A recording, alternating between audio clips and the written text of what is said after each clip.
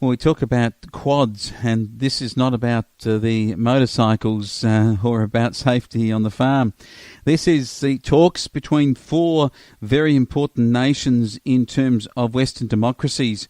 The Quad talks have been revived, and these are talks between the United States, also Australia, Japan and India.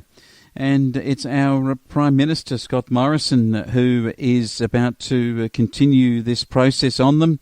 And John McDonnell, who writes for us here on Flow News 24, has put together an important article on this discussion.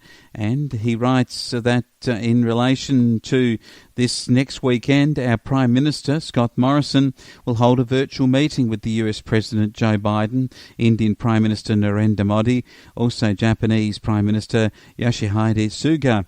Now, these are quadrilateral security dialogue talks amongst these four democratic economies in the Indo-Pacific region. The Quad is initiated originally by Japanese Prime Minister Shinzo Abe back in 2007. But when it was Prime Minister Rudd from the Labor side of government elected at the end of that year, he directed the officials to withdraw from this organisation after diplomatic protests from China in 2008.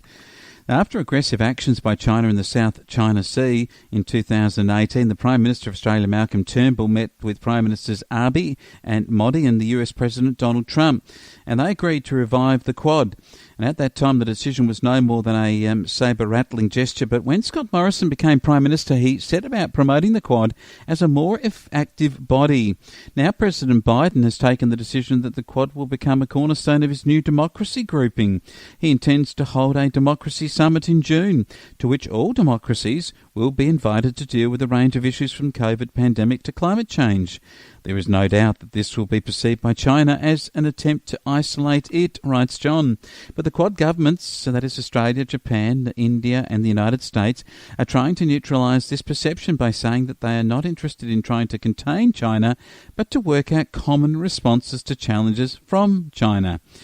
From this perspective, the Quad cannot be too confrontational, otherwise it will lose the goodwill of ASEAN and other Indo-Pacific countries.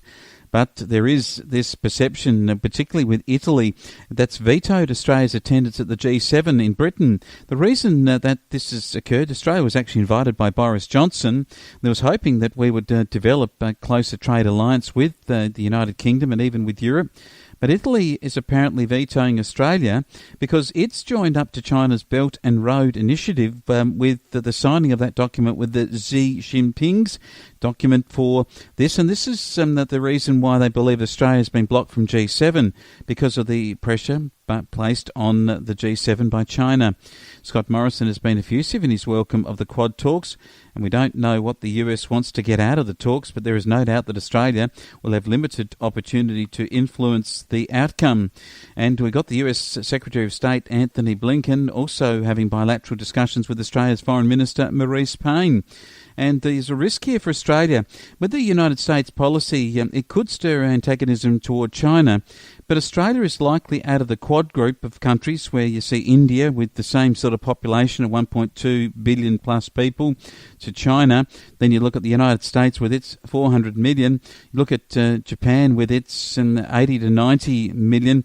Australia's 24 million, and our weaker trading position could see us getting retaliatory action on that very issue of agricultural exports, which we have seen from China earlier last year actually, in terms of wine and barley. So we're watching closely how this will turn out, but one suspects a disproportionate share of economic pain will be brought to bear on the smallest one of the Quad partners, Australia.